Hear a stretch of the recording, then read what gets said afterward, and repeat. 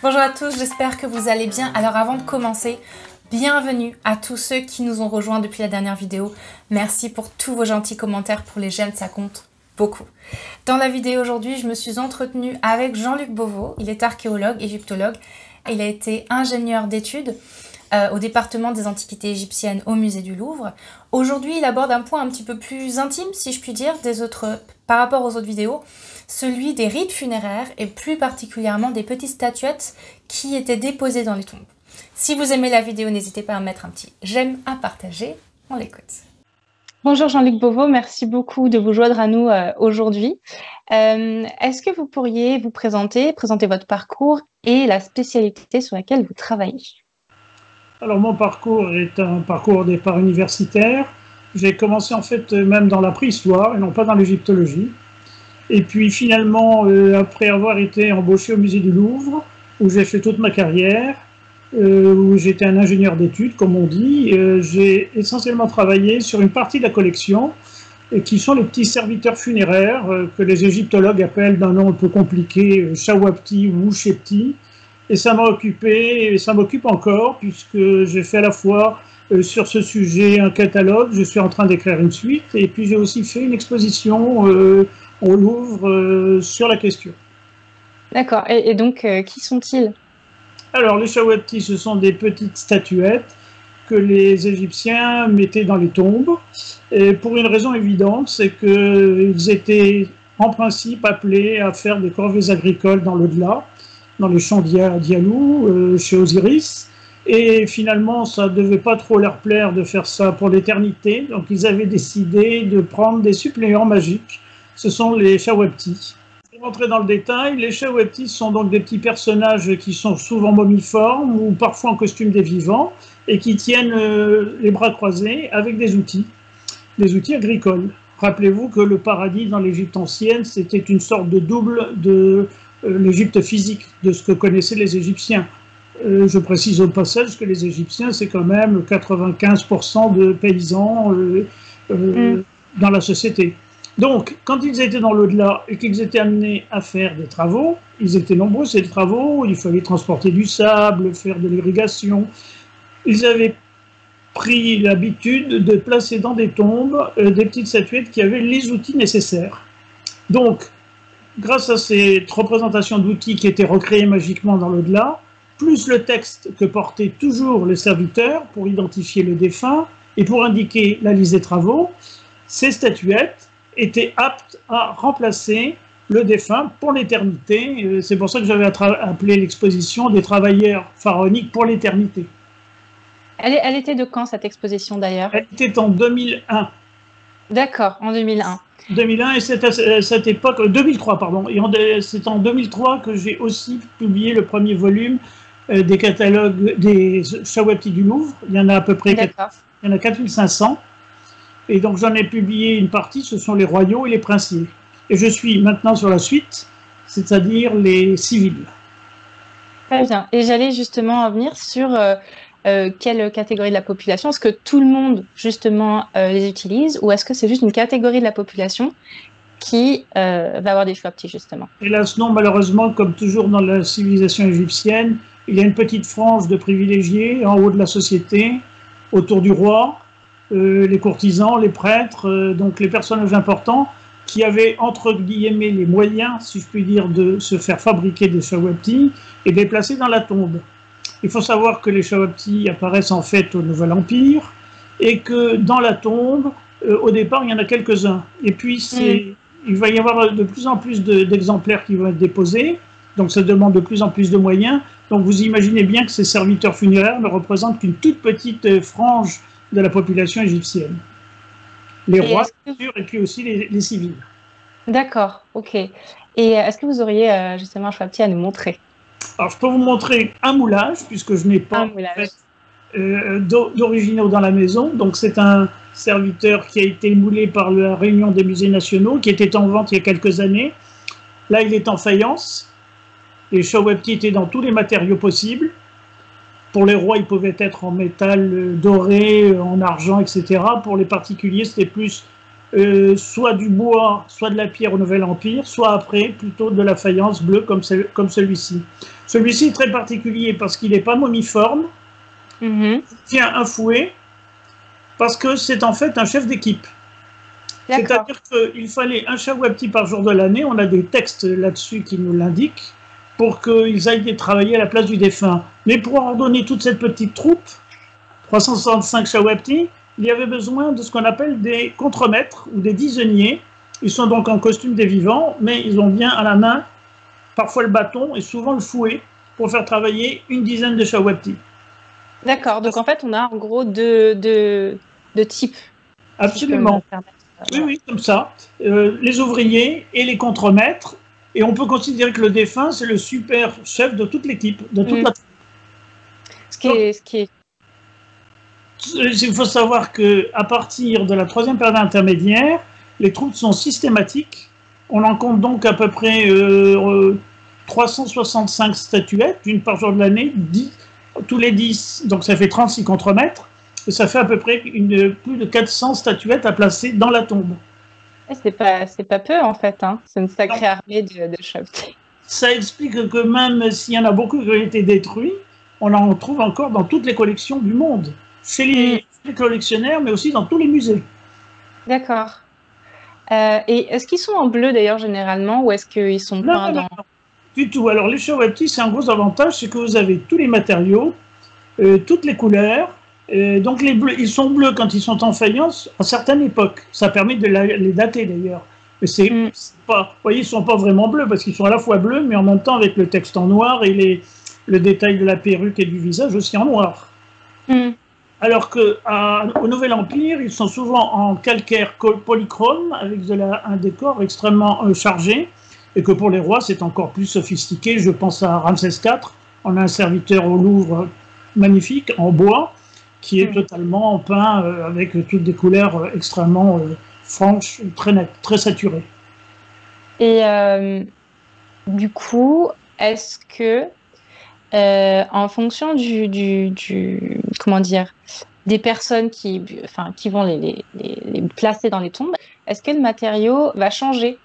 Est-ce qu'il y a des matériaux utilisés qui sont plus précieux, entre guillemets, en fonction du défunt, enfin du propriétaire.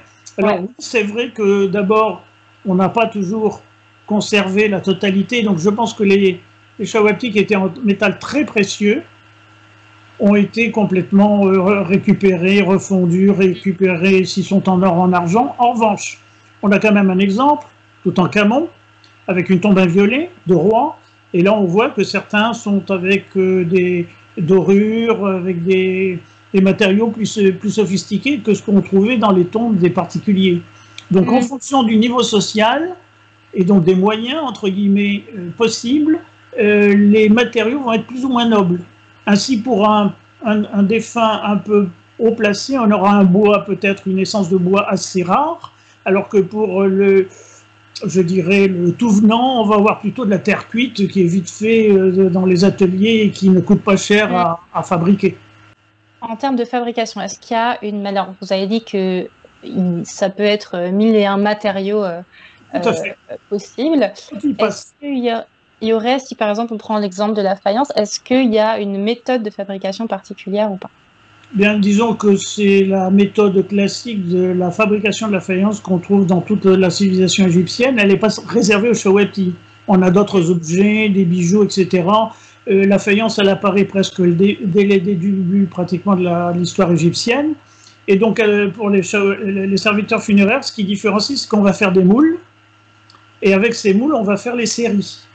Au lieu de faire une seule statuette, on va en faire 300 d'un coup.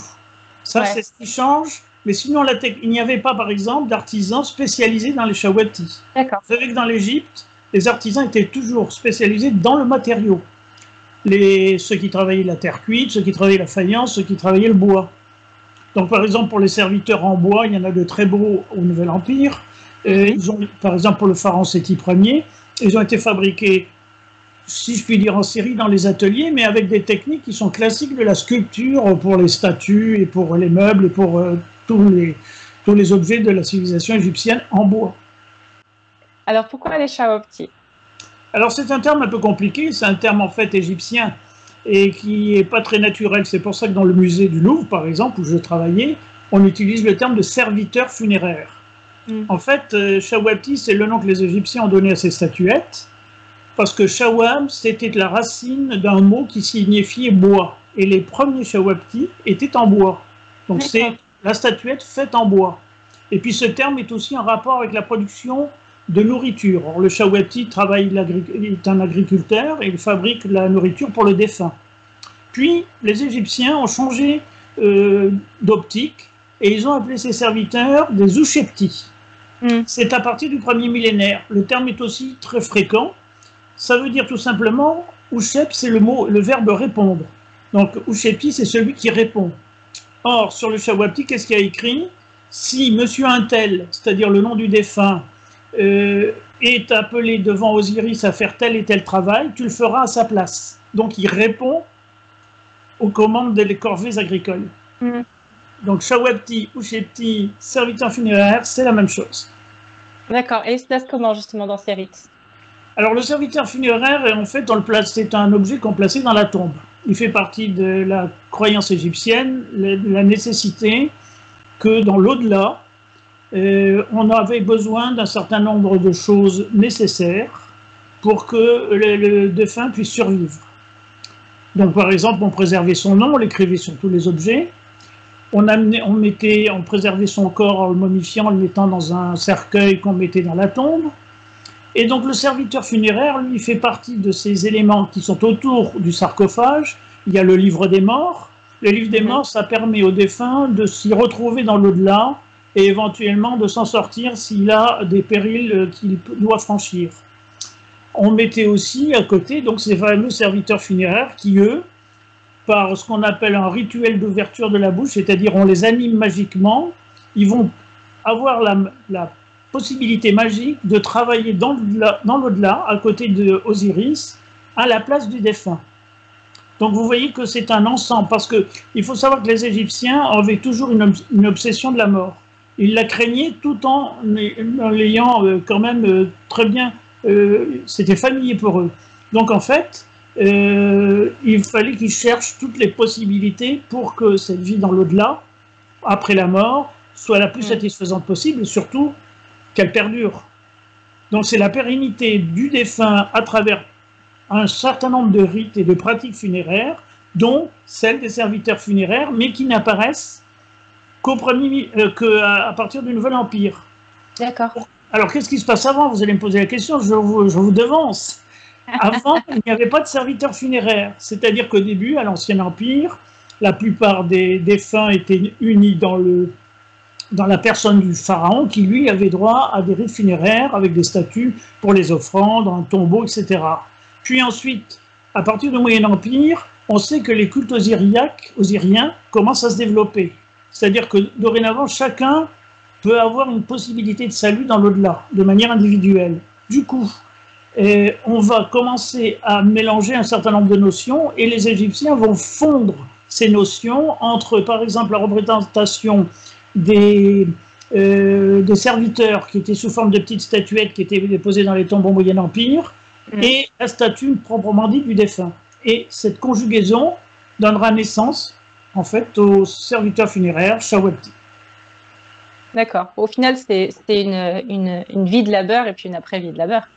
Exactement, mais à part cette vie de labeur dans l'au-delà, elle est esquivée magiquement. Donc c'est assez malin.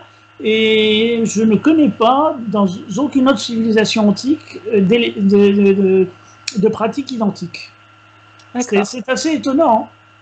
On m'a souvent dit, mais est-ce que ça ne ressemble pas un petit peu, par exemple, aux troupes qu'on voit dans les grandes tombes chinoises? Le but n'est pas du tout le même. Là, il s'agit vraiment d'assurer la survie du défunt en pratiquant de l'agriculture, et non pas de faire une sorte de défense du royal défunt comme les Chinois y pensaient. Donc c'est vraiment très unique, très singulier. Et est-ce qu'on les trouve plus tard ou est-ce que c'est unique au Nouvel Empire ou est-ce que ça demeure dans les rites Alors, pendant non, les serviteurs funéraires, ils apparaissent avec, disons, à la fin du Moyen Empire, disons vers la 17e dynastie, on va dire, même un peu avant d'ailleurs, on a des éléments, et ils vont durer jusqu'à la fin de la civilisation égyptienne, c'est-à-dire jusqu'à l'époque romaine. D'accord. Les Romains n'en fabriqueront plus, après on va passer à une civilisation où on n'aura plus la civilisation égyptienne, en fait, on sera dans la civilisation romaine, puis après byzantine, mais en revanche, pendant plusieurs millénaires, le serviteur, lui, va exister, donc sur plusieurs dizaines de dynasties, en fait. D'accord, très bien. Donc une vraie pérennité, et c'est pour ça qu'on en trouve autant, et qu'on peut avoir des études aussi poussées, puisqu'on a vraiment beaucoup de variétés dans les serviteurs funéraires. Oui, donc vous avez dit que ces serviteurs funéraires, donc on va avoir une personne qui va être par exemple en charge de plusieurs serviteurs funéraires. Et est-ce que dans la vie de tous les jours, dans la vraie vie, on a des fonctions qui correspondent à ça? Est-ce qu'ils existent en vrai ou est-ce que c'est juste dans les tombes? Non, je pense que c'est en fait l'organisation en troupe avec des superviseurs, si je puis dire, des contremaîtres, comme on les appelait. C'est une reprise de l'organisation sociale égyptienne qui a été appliquée tout simplement à ce que j'appelle des troupes, des ensembles funéraires. Mais les Égyptiens ne faisaient pas une grande frontière entre les deux mondes, en fait. Donc c'est une organisation qui, je pense, a été reprise de l'existant.